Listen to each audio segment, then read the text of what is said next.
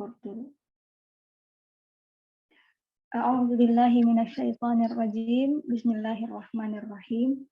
Rabbi shrah li sadri wa yassir li amri wahlul 'uqdatam min lisani yafqahu qawli. Allahumma rabbana zidna ilman warzuqna fahman waj'alna min ashabil Qur'an waj'alna min ibadikas salihin. Allahumma salli ala sayyidina Muhammad wa ala ali sayyidina Muhammad. Sekali lagi, Assalamualaikum warahmatullahi wabarakatuh.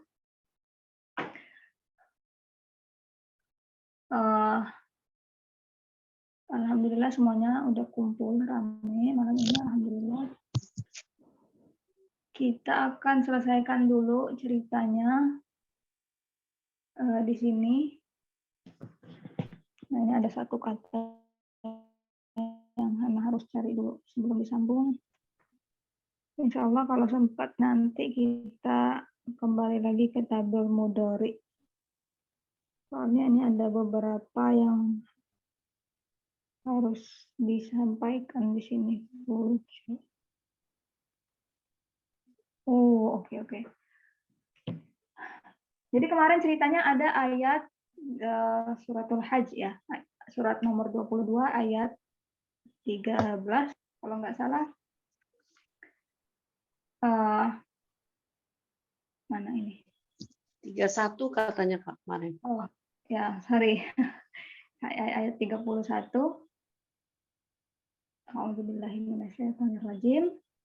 Hunafa alillahi ghaira musyrikin bihi wa man yusyrik billahi ka'annama kharra minas sama'i fatakhtafuhu at-tayru aw tahwi bihi ar-rihu fi makanin sahiq. Jadi ini adalah salah satu perumpamaan atau contoh yang Allah Subhanahu wa taala berikan untuk kita di dalam Al-Qur'an. Yang mana contohnya ini kata salah satu guru besar non-muslim yang juga mempelajari Al-Qur'an, katanya ini nggak masuk akal. Ngada-ngada aja ini contoh perumpamaan ini. Kalau contoh itu, kalau kasih contoh harus bisa yang berhubungan, yang bisa dibayangkan gitu. Kalau nggak bisa dihubungkan dengan kehidupan sehari-hari, ya gagal, nggak berguna contohnya. Katanya seperti itu, dia mengkritik Al-Quran. Jadi ada 3 bagian di dalam ayat ini. Orang jatuh dari langit, seseorang jatuh dari langit, burung menyambar dia, dan kemudian angin kencang menerbangkan dia ke tempat antah berantah, tempat yang tidak dikenal. Seperti itu. Nah, jadi katanya, zaman dulu gimana kok ada sih orang jatuh dari langit? Kok bisa gimana zaman dulu? Mana ada? Di mana ada orang pernah lihat orang jatuh dari langit? Kemudian, oke lah, ada orang jatuh dari langit. Lah terus burung apaan itu yang bisa menyambar tubuh manusia sebegitu beratnya? Oke lah, terima lagi ada burung yang menyambar. Sekarang, kalaupun angin meniupkan menerbangkan dia ke tempat yang tidak diketahui, ke tempat antah berantah, atau angin menerbangkan dia sampai dia jatuh di depan istana presiden, atau di depan Taj Mahal, atau di Mekah, di mana aja, tidak masalah. Karena udah jatuh dari langit, ya udah, tamat. Nggak peduli dimanapun dia mendarat. Ya udah, judulnya meninggal. Terus ngapain harus dispesifik sekali ke tempat antah berantah seperti itu, katanya. Contohnya benar-benar nggak masuk akal. Jadi kembali lagi, kalau kita mau memahami sebuah perumpamaan atau tulisan, kita bukan hanya sekedar membaca tulisan itu, kita harus memahami bagaimana sebuah kata, satu bahasa digunakan pada masa tertentu. Karena seiring berjalannya waktu, bahasa, kata-kata mengalami pergeseran makna. Itu bukan hanya di dalam bahasa Arab, di dalam bahasa Indonesia juga seperti itu. Jadi banyak yang harus kita perhatikan. Bagaimana bahasa itu dipakai, bagaimana pergeseran maknanya, bagaimana tradisinya ketika tulisan itu dibuat dan sebagainya. Jadi tradisinya pada waktu itu, pada waktu masa Al-Quran diturunkan, orang Arab ini kan suka berperang. Antar sukunya itu suka berperang. Ya, jadi kebanggaan mereka itu adalah gimana ya, yang suka pergi ke medan perang dan mengalahkan musuh itu mereka bangga banget. Nah, lebih bangga lagi kalau dia bisa membunuh banyak musuh. Jadi dan lagi kebiasaan mereka begini, mereka ingin selalu dikenang sebagai seorang pahlawan yang gagah berani. Kebanggaan banget tuh. Jadi meskipun mereka meninggal, mereka ingin meninggal dengan cara yang terhormat begitu. Oh iya, si Anu meninggal setelah membunuh 20 musuh atau 100 musuh. Oh iya, si Anu udah ditembak 10 kali masih juga dia bertahan dan berjuang mencoba mengalahkan musuh. Jadi mereka pengen ada ingatan yang baik tentang mereka. Dan khususnya mereka itu spesifik tentang pengen dikenang sebagai pahlawan yang gagah berani. Karena ya itu kerjaan mereka dulu berperang. Nah, jadi kadang-kadang kedua suku berperang itu ada satu suku, satu grup tempatnya di atas bukit dan musuhnya ini di bawah bukit. Yang mendapat keuntungan lebih banyak itu yang di atas bukit karena jarak pandang mereka lebih luas dan mereka sulit digapai. Kalau musuhnya yang dari bawah pengen mengejar mereka ke atas, menghabiskan banyak tenaga. Oke, mereka sampai di atas. Ketika di atas sudah capek duluan, nggak bisa lagi menginginkan pedangnya. Aduh, gitu capek. Udah kena tembak duluan dari atas seperti itu. Dan banyak lagi keuntungan-keuntungan lain bagi mereka yang dapat posisi lebih tinggi. Nah, jadi kadang-kadang juga orang yang di bawah ini, si musuh yang posisinya berada di bawah, mereka bisa tuh sampai ke atas. Nggak tahu gimana caranya ya, ada taktik segala macam. Pokoknya mereka bisa sampai di atas dan mengalahkan musuh itu. Padahal mereka musuhnya di atas. Yang di bawah bisa mengalahkan yang di atas. Jadi mereka bangga banget. Kita tempatnya tidak strategis. Mereka tempatnya strategis, banyak keuntungan. Kita dalam posisi yang dirugikan, tapi lihat betapa hebatnya kita. Dalam keadaan terjepit, dalam keadaan yang sulit, kita masih bisa mengalahkan mereka. Oh, jadi mereka bangga banget. Itu kalau udah seperti itu kan posisinya kemenangannya itu rasanya double. Udah menang dalam keadaan yang terjepit seperti itu kan rasanya double banget tuh bahagianya, bangganya. Jadi mereka ingin merayakan kemenangan mereka yang luar biasa ini. Gimana mereka merayakan? Setelah mereka membunuh musuhnya, mereka lempar musuh itu dari atas bukit. Nah, seperti itu. Nih, lihat nih. Meskipun kamu di atas, kalah juga. Jadi, itu sebagai bentuk penghinaan kepada si musuh yang sudah dikalahkan. Seperti itu. Nah ini, kalau kita mau menghubungkan orang yang jatuh dari langit, ya seperti itu. Maksudnya ketika si musuh kita ini dilemparkan, sudah kalah, kita dilemparkan. Berarti kita dalam keadaan terhina. Nah, ini. Yang dibilang Allah Subhanahu wa Ta'ala, yang diceritakan Allah Subhanahu wa Ta'ala dalam perumpamaan ini siapa? Orang-orang yang melakukan syirik, orang-orang yang menyembah Allah, tapi juga menyembah Tuhan-Tuhan lain. Mereka diibaratkan orang yang jatuh dari langit. Maksudnya, mereka diibaratkan sebagai orang yang kalah perang, meski posisinya udah di atas, strategis, tetap kalah, dan kemudian dibunuh dan dilemparkan dari atas. Artinya orang yang melakukan syirik ini benar-benar terhina sekali. Seperti itulah hinanya mereka. Seperti prajurit yang kalah di medan perang. Dengan kekalahan yang menghinakan seperti itu. Nah itu, kalau kita mau bisa memahami tradisi pada waktu itu. Sekarang kita udah bisa nyambung kan? Oh, ini toh yang dimaksud Allah jatuh dari langit. Seperti itu. Kalau kita tidak tahu ini, kita nggak ngerti. Coba kita baca Quran seperti jatuh dari langit. Ya benar juga, kata Pak Profesor non-Muslim itu. Emang gimana sih caranya orang zaman dulu jatuh dari langit? Nah, karena itu kita mempelajari, penting bagi kita juga mempelajari sejarah.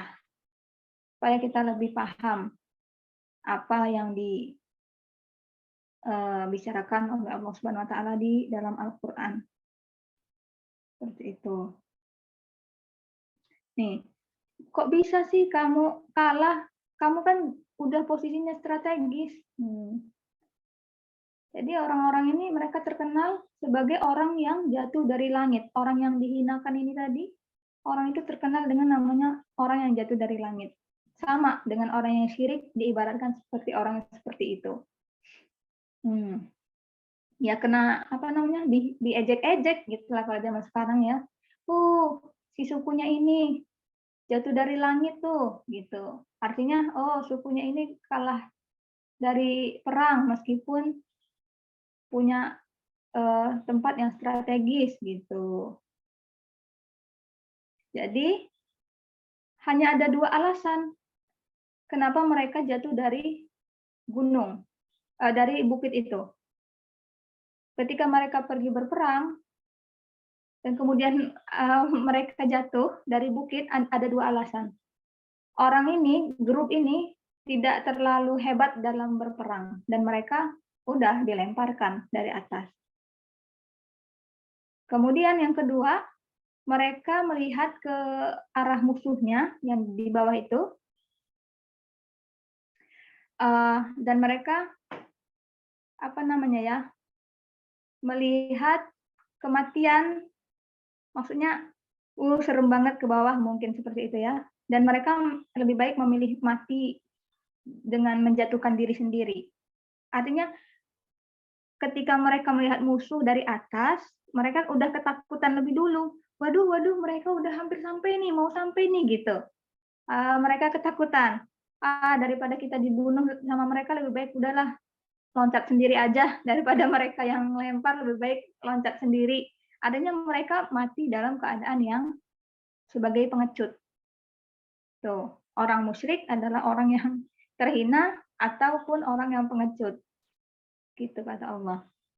Nih, dengan kata lain, ini adalah hal yang paling menghinakan bagi orang-orang Arab zaman dahulu. Ya ampun, kalau jangan sampai orang-orang mengingatku sebagai orang yang jatuh dari langit. Bagaimana mungkin aku akan dikenang sebagai orang yang seperti itu? Itu adalah hal yang paling buruk untuk untuk membicarakan orang. Jadi Allah bilang, siapa yang melakukan syirik terhadap Allah, kemudian itu adalah seakan-akan dia menghinakan dirinya sendiri. Melakukan sesuatu yang menghinakan dirinya sendiri.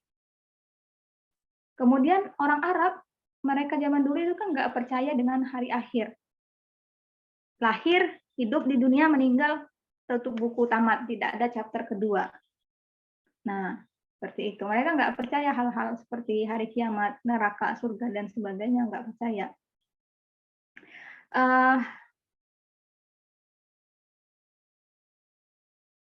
Penghinaan atau kehinaan yang akan dihadapi di hari kiamat nanti karena seseorang melakukan syirik, dan bagaimana kita atau mereka menghinakan dirinya sendiri karena tidak mau mengenal Allah Subhanahu wa taala sebagaimana seharusnya. Nah, hal yang paling related, hal yang paling dekat yang bisa kita bayangkan tentang orang seperti itu, yang bisa kita katakan tentang orang seperti itu adalah seperti orang yang jatuh dari langit, ya sama yang seperti Hana jelaskan tadi. Nah ini, jadi hati-hati, ini bukan hanya sekedar melakukan syirik kata Ustadz, Dan bagaimana kamu menghinakan diri kamu sendiri karena kamu tidak acknowledging, menghargai, seperti mana itu? Menghargai Allah sebagaimana bukan menghargai. Kok menghargai sih? Memperlakukan Allah lah seperti itu sebagaimana harus diperlakukan. Maksudnya harusnya kan jangan melakukan syirik. Nah, jadi kita tidak berbuat adil kepada Allah. Kita melakukan syirik, seharusnya tidak boleh kita melakukan. Dan juga kadang kita bukan hanya syirik menyembah Tuhan lain, banyak syirik-syirik yang kecil yang kadang-kadang kita tidak sadari. Nah, seperti itu. Hal yang seperti itu adalah seakan-akan orang jatuh dari langit. Bukan sekedar jatuh dari langit, tapi ada makna di belakangnya seperti yang kita jelaskan tadi. Kemudian orang Arab bilang, ya ampun, itu penghinaan yang paling hebat deh. Maksudnya penghinaan yang paling hina banget. Kemudian di sini lagi, apa yang biasanya terjadi di dalam peperangan zaman dahulu ketika kita meninggal dalam perang,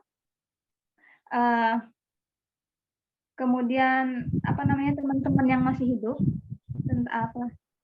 kawan-kawan yang masih hidup, yang mereka akan mengumpulkan mayat-mayat temannya gitu.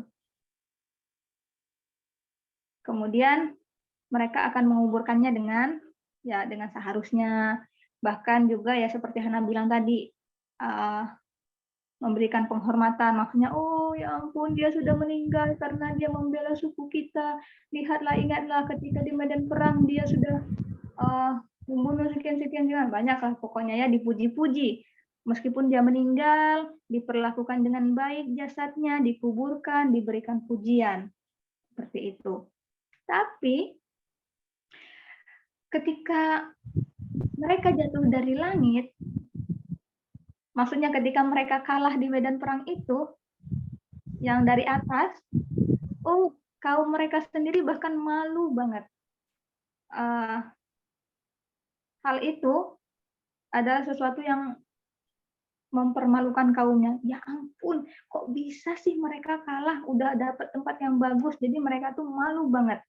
Nah, jadi nggak ada yang mau ngumpulin jasad mereka. Meskipun dikumpulin jasadnya ya, nggak ada yang mau pergi menguburkan mereka.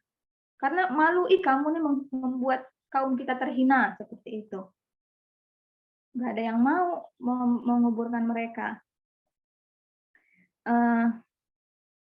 Dan kata toir di dalam ayat tadi juga sebenarnya digunakan sebagai terjemahannya burung bangkai gitu. Diterjemahkan sebagai burung bangkai, burung yang pemakan bangkai itu yang gede ya. Kadang kalau teman-teman nonton dokumenter itu ada tuh burung yang besar banget yang suka makan bangkai. Nah, itu toir juga bisa diterjemahkan sebagai itu. Nah, ketika orang yang jatuh dari langit, sukunya malu, nggak mau mengumpulkan jasad mereka, akhirnya tinggal di medan perang. Jasadnya apa yang terjadi? Jasad mereka di situ sampai membusuk, jijik banget gitu ya. Nggak ada yang peduli. Kemudian apa? Setelah terhina seperti itu, ada lagi kehinaan yang lebih di atasnya. Itu apa? Jasad mereka dimakan oleh burung bangkai. Kata Ustadz begini, yang mengubur mereka, yang memakamkan mereka itu adalah burung-burung bangkai. Maksudnya bukan dimakamkan, maksudnya ya udah dicatuk gitu sampai habis. Alhamdulillah min dzalik. Nah, dan kemudian saking apanya ya, meskipun burung bangkai ini suka makan bangkai yang seperti itu, memakan hal-hal yang menjijikkan seperti itu, mereka udah sampai kenyang, nggak mau lagi deh, katanya kata si burung bangkai tadi ya, terlalu ini, terlalu bau busuk, udah nggak enak Bahkan burung bangkai pun sempat-sempatnya nggak suka. Padahal namanya aja burung bangkai, hobinya makan bangkai. Ini, jasad-jasad ini mereka nggak suka makannya. Ah, terlalu menjijikkan katanya, nggak mau. Udah ditinggalin sama si burung ini. Terus apa yang terjadi? Udah dicatuk-catuk sedikit, nggak enak katanya ditinggalin. Kemudian berhari-hari tinggallah sedikit bagian badan di sana sini. Ini enggak dikubur ya di atas, udah dibiarkan seperti itu aja. Kalau kita bayangkan mengerikan sekali ya. Coba kalau kita bayangkan, Iya ya. jasad tinggal di sana, dicatuk burung, udah membusuk ya beberapa hari, kemudian burung datang makan bangkai kita. Oh, burungnya nggak mau, nggak suka, ditinggalin, akhirnya membusuk lagi, tinggal beberapa bagian tubuh kita yang tertinggal. Serem itu, memang menjijikkan. Nah, hal yang jelek seperti itulah yang terjadi kepada mereka. Sebenarnya ini kalau kita mengerti seperti ini, contoh perumpamaan yang memberikan ini benar-benar gambaran yang sangat jelek. Nah, tapi Allah tuh ingin orang-orang yang melakukan syirik itu mengerti bahwa apa yang mereka lakukan itu benar-benar jelek, benar-benar menjijikkan.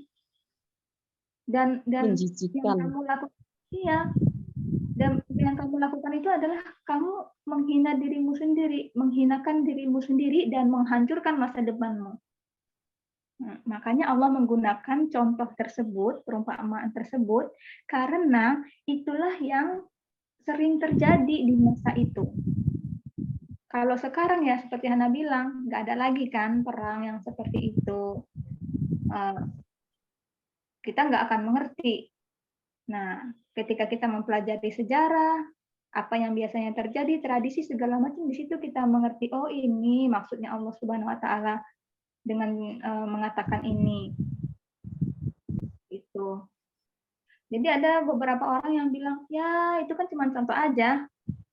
Terus gimana kita menghubungkan dengan kehidupan kita sekarang? Oke lah, zaman dulu memang seperti itu tradisinya ya. Sekarang kan nggak ada. Kita sekarang nggak ada lagi perang-perang. Kita nggak takut lagi bakalan dilempar dari atas bukit seperti itu. Jadi bagaimana itu terhubung dengan kita? Karena kita percaya kalau Al-Quran itu kan selalu terhubung, maksudnya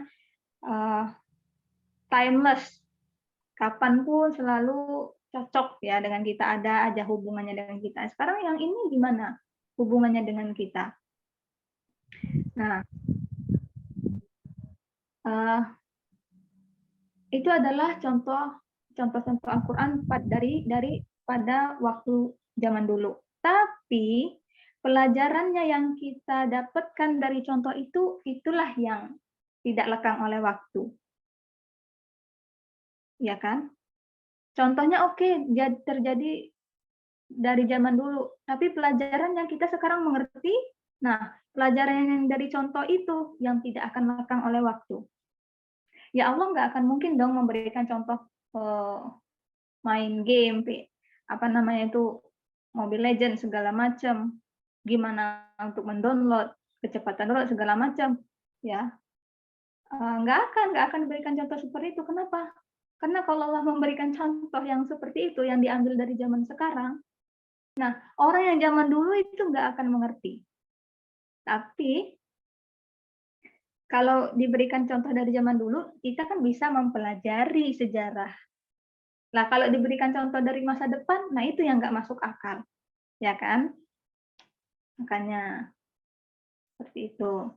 Dan kemudian Allah juga memberikan contoh itu, jika Allah memberikan contoh hanya terhubung dengan satu tradisi saja, itu tidak akan terhubung dengan tradisi-tradisi yang lain dari tempat yang lain.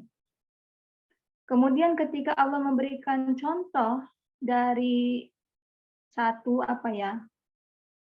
satu masa gitu ya, dan itu tidak akan terhubung dengan nggak akan nyambung ketika dipakai di masa-masa yang lainnya. Nah, karena ini adalah satu contoh yang berasal dari tradisi dan waktu tertentu, gitu kan. Dan itu memang selalu terjadi seperti itu. Maksudnya Allah mau kasih contoh dari tradisi dari Afrika, mau kasih contoh dari zaman sekarang, selalu aja akan ada yang nggak nyambung di masa tertentu atau di tradisi-tradisi tertentu. Nah, ini tugas kita untuk mempelajari tradisi bangsa Arab zaman dulu pada saat Al-Quran diturunkan. Seperti itu kan sebenarnya nggak masalah yang mana saja Allah mau pilih, tapi karena Allah kan maha bijaksana. Oh ya, dia pilih yang contoh pada waktu itu, terhubung pada waktu itu, terhubung tradisi pada waktu itu. Karena apa? Kita kan bisa kembali ke waktu itu, mempelajari sejarah. Nah, itu salah satu dari wisdom of Allah. Jadi, jika ada yang mengkritik, apa katanya ini? Tidak, makanya nggak peduli tradisi mana aja yang Allah pilih. Ini sama seperti yang Anda bilang tadi. Tradisi mana saja yang Allah pilih, waktu kapan saja yang Allah pilih, contoh apa saja yang Allah pilih, itu nggak masalah. Poinnya, Allah membuat bahasa ini dengan satu cara tertentu, dan kemudian Allah menurunkan Al-Quran dengan cara bahasanya itu yang akan aman. Al-Quran itu bakalan aman dan terjaga. Karena Allah menciptakan bahasa Arab ini sedemikian rupa. Memang untuk Al-Quran diturunkan dalam bahasa Arab supaya dia aman dan terjaga. Udah dipersiapkan bahasa Arab itu untuk Al-Quran, seperti itu. Ilmunya, pengetahuannya, bagaimana mereka biasa berpikir pada zaman itu juga terjaga. Kita sebenarnya bisa kembali ke zaman dulu dan mencoba mengerti bagaimana cara mereka berpikir tentang hal-hal ini, kemudian mempelajari banyak pelajaran yang bisa kita gunakan pada waktu sekarang. Sama seperti yang Hana bilang, seperti itu ya. Gitu. Kapan aja kita bisa kembali ke masa lalu mempelajari sejarah, dan pengetahuannya itu, pelajarannya itu dari contohnya yang tidak akan lekang oleh waktu. Yang selalu bisa terhubung ke tradisi manapun, di waktu kapanpun. Selalu terhubung. Apanya? Pelajarannya, bukan contohnya. Kalau contohnya, ya harus kita pelajari dulu tradisinya, kembali dulu ke masa lalu. Itu tadi. Nah, mudah-mudahan kita semua termasuk orang yang dikuatkan hatinya, imannya, dijaga Allah Subhanahu wa taala dari syirik yang besar maupun yang kecil. Yang kecil ini yang sulit, hati-hati tidak kita sadari. Mudah-mudahan kita terhindar dari menghinakan diri sendiri dengan melakukan hal-hal yang tidak seharusnya kita lakukan. Amin. Amin. Amin ya Rabbal alamin. Oke, alhamdulillah. Ini ada 10 halaman lagi. Tabul mudhari, jadi tabul mudhari udah oke ya. Tadi Bunda kita bahas. Ada lagi tabul mudhari yang mau dibahas? Belum, Kak. Nanti coba. Iya, alhamdulillah. Tinggal dihafalkan aja ya. Iya, betul. Tinggal dihafalkan saja. Dipindahin ke kepalanya.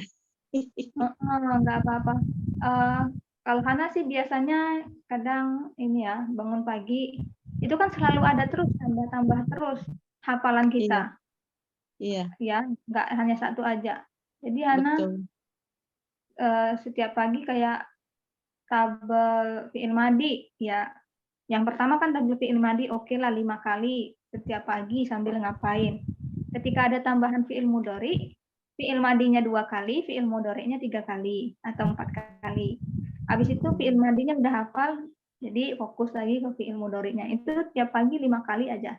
Seperti itu. Kemudian latihannya buka Al-Qur'an sambil ngaji kan. Biasanya kan ngaji minimal sehari sekali lah subuh. Nah, jadi dikasih waktu dikurangin waktu ngajinya, kemudian diliatin satu ayat, dicoba. Oh, ada nggak ya kira-kira fi'il mudhari'nya di situ? Nah, itu caranya. Kalau nah, jadi kurangi waktu ngaji, maksudnya kurangi Ayatnya. banyaknya ayatnya, tapi diperhatikan lebih detail lagi ya kan. Oh ini fi'il madinya, oh ini fi'il mudhari, oh ini jar wa majrur. Nah, identifikasi. Itu termasuk amalan Belajarnya juga. di situ ya, Kak? Gimana? Belajarnya di situ ya, langsung ke ayat. Belajarnya di situ. Oke. Oke, baiklah. Iya, Coba. jadi bukan hanya sekedar menghafal tabel. Kalau hanya sekedar menghafal tabel, ya bagus juga. Tapi dengan kita langsung praktek, bagi Hana itu lebih mudah memahami, lebih membantu untuk mengingat. Seperti itu. Karena apa coba? Oke, insya Allah besok kita latihan aja ya. Buka Al-Quran lagi, kita latihan lagi. Insya Allah. Nah ini udah. Jadi dibaca lagi nih, oh ini ta dengan una mereka laki-laki. Iya, bukan, salah dong. Ini salah nih. Salah kan? Apa yang mana, Kak? Ta sama una. Oh, itu wanita ya? Bukan. Una. Kamu kan? Kamu berapa? Antum, kamu banyak. Kamu banyak, ya kalian ini. Kalian tidak ingat. Salah ini. Kalian. Kalian tidak ingat. Kalian tidak ingat. Ini salah. Nah, diperhatikan lagi, baca-baca ulang lagi ini. Itu ini banyak nih dilatih ini ya. Iya. Oke. Udah kurang dari 1 menit. Alhamdulillah cerita yang panjang udah selesai. Terima kasih teman-teman. Barakallahu li wa lakum. Wassallallahu ala sayyidina Muhammad wa ala alihi wasallam.